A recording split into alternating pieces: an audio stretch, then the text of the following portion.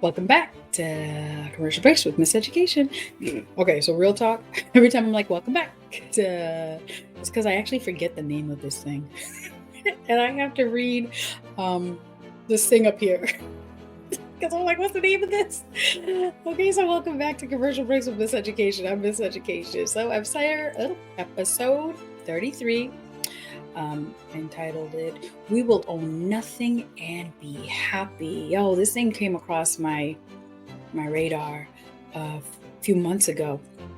I guess there was some kind of summit. Again, I don't come with receipts. Go look it up because this is not official.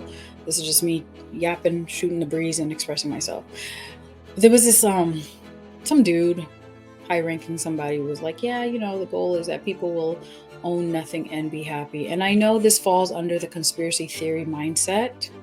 However, I found this to be so fascinating. I was like, we will own nothing and be happy. Because if you actually think about it, if you were to tell somebody, hey, you're going to own nothing, who's going to be happy with that? Like, who's happy not owning anything? We all want to own something, right? We all want to own part of the American dream. We want to own, a house, car, property, whatever it is. We want to own something.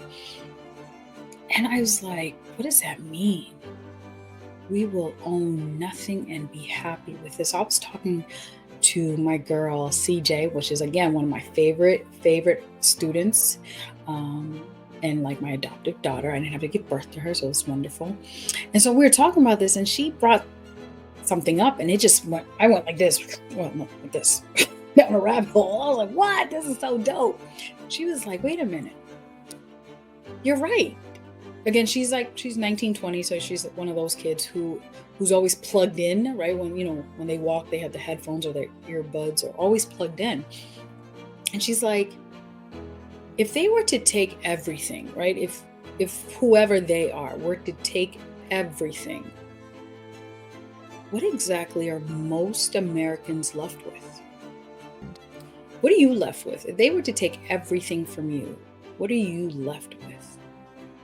So she was talking and she was like, they would take my music. She goes, I own absolutely no music. I was like, huh? It's like, no. I own no CDs. I own no records. She goes, when I listen to music, I stream it. I pay the platform, right? I pay Pandora, Spotify, whatever these platforms are, right? YouTube, whatever. I pay these platforms to access the music, but I don't actually own the music. So if these platforms were for some reason to shut down, she would have no music. How many of us would have absolutely no music? I'm like, yo, that's me. I mean, granted, I'm older, and I know some of us, those of us who are my age and older, we have some CDs if we didn't throw them away. We have some CDs and some records. But the majority of people don't own the music. Yet we are all around walking with our headphones and our earpods, and we're all happy, but we own none of it. Right? I was like, okay, so what else? What else can they take from me? So, just started off small. I was like, well, books. A lot of us have these like audiobooks or Kindle books, or we have these books that are in the atmosphere. But if they were to shut down my Audible account, and I have a lot of books on my Audible, I'd be in trouble, right? And for that reason, actually, I started buying my books. So I also have them on Audible so I can listen to them while I'm driving, but I have physical copies of my books. Because I'm like, if they were to shut down Audible, I'd have no books. We will own nothing and be happy. I am so content paying $15.99 a month to Audible so I could get my one credit and purchase a book every month. I'm content. Really, I am. because I'm like, yeah, I can listen to it while I'm walking. I can listen to it while I'm driving. This is so convenient because I can't read and drive unless I have a Tesla, right? I don't own a Tesla, so I can't read and drive. So this is fabulous. I'm happy that I have access to my books wherever I go. Yet I don't own the book. I will be happy and own nothing. How about our cars? How many people own? A lot of people are leasing their cars. A lot of people are paying monthly, have a not a mortgage, but have a car note, right? And if the bank was like, "Yo, time's up," I'm pulling that note. I want my car back. What do we do? I know, violation of contract, all that foolishness, but really, what do we do? It's their car. We don't own the car. Not yet. We don't. We don't own that car. Many of us don't own the cars we drive. Yet we're happy with that Mercedes, right? We're happy with that Tesla,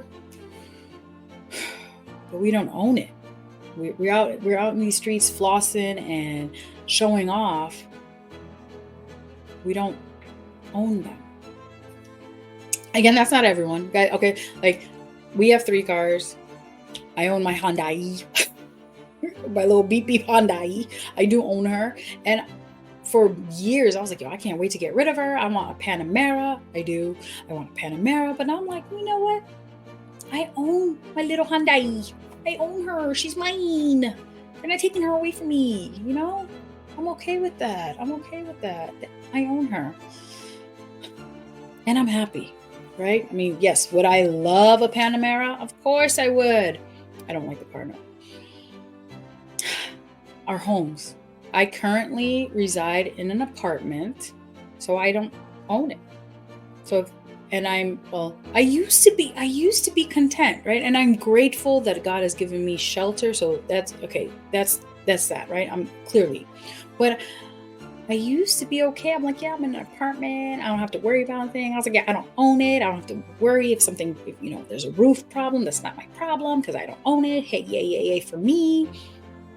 I was happy not owning. And now I'm just like, hold up. They got me. I will own nothing and be happy. That means at any point, like as of 2 weeks ago, they're like, yeah, we're raising the rent. You're doing what? Yeah, we're raising the rent. Or a few weeks ago, they're like, yeah, we're spraying all the units. So everyone needs to clear out their kitchens, the cabinets, everything needs to be out. And you have to be out, and your pets have to be out. And it's like, I couldn't even dispute them. I couldn't be like, no, I can't do this. I have health issues. That I couldn't say anything. Like, they said what they wanted, and I had to oblige. Like, I'm like, okay, you said it. I have to do it. And they accidentally, right? Because I went down there. So they gave notes to all the tenants who did not clear out their area. And I got one of those letters, and I was not happy because I did I did as I was told. But the letter was like, if you don't correct this, because we're coming back in 10 days, you may get kicked out. Like, that's because they can. That was a violation of the contract because they can. We own nothing and we're happy with it. We're happy to live in the city, but we own nothing. My question to you is, think about it. What things are you happy with? But then you realize you don't own it. If they were to take things away from you, what would you be left with? What would you be left with? Because even look at our houses, right? Like, yeah, God willing, we're buying a house this summer. But am I really buying a house? Because it's a 30-year mortgage. Unless I got money like that where I can pay the entire house off. And even then there's taxes. But do I actually own the house? Because can't the bank just come in and be like, yeah, we're taking it back. Blah, blah, blah. Legal this, blah, blah, blah. We're taking it back. So do I really even own the house? We will own nothing and be happy. And they've said it. Like, and here we're sitting here like, this ain't real. I'm just questioning. This is just me questioning, thinking out loud. What do I need to own? What do I need to have possession of that they have no right to take from me? Right? I know. The first thing, like literally, I just asked myself the question. The first thing that came to my mind, I'm like, oh, here you go, Jen. Here we go again. I'm like, yo, I need to metaphorically eat that Bible. I need to have the word of God in me. so that no man can take that away from me. Because there's a peace that passes all understanding. Let me say that again. There is a peace that passes all understanding, which means when stuff goes left, when people are like, when the ship is sinking, when the floods are coming, when the storms are hitting, when bullets are flying, bombs are going, my prayer is that there's a peace in me that passes all human understanding. So I'm just like, I need to own the word of God. I need to eat that. I think in Revelation there's an analogy of eating the word. I need to eat that so that when that time comes, when they take everything from me, they can't take my Jesus. You know what I'm saying? They can't take my Jesus, right? But more on a non-spiritual level, I'm like, what do I need to do better with? Because I don't want them to come, whoever they are, right? I don't want it to be like I own nothing. Like even the money in our bank accounts. I know I'm sound like a conspiracy theorist right now. Whatever, get over it. This is my commercial break. But even our bank accounts, they can seize that. They can freeze it. They could seize it. They could take it. So the money that I think I own, I really don't. I have stocks. I have is it 403B? I have all this stuff. And I'm like, even if I were to pull it out, like if it's, let's say it said $50,000. I'm like, I got 50,000. But if I were to pull that 50,000 out right now, I would actually own 50,000 because you're finna tax me 30%. Unless I know Donald Trump and I can get around all of that. But I don't even own that little 50 grand that I think I own. What do I own? What do you own? Oh, think about that. And now, when you're done thinking about it, make some moves. Let's make some moves so that we actually own stuff, so that no one can take it away from us. And it's little things like your music, buy the CD. Shoot, do what we did it back in the day. You listen to it on the radio, you have another machine and you press the record button, you have it on a tape, right? Or now you own the tape. We own nothing. You like a book? Get it on Audible, get it on Kindle or whatever other platform, but buy the book. So that when they decide to shut down our phones and shut the internet down, or something happens where we have no access to technology, we still have these books. I know there's a book ban. Wait a minute. Book bans.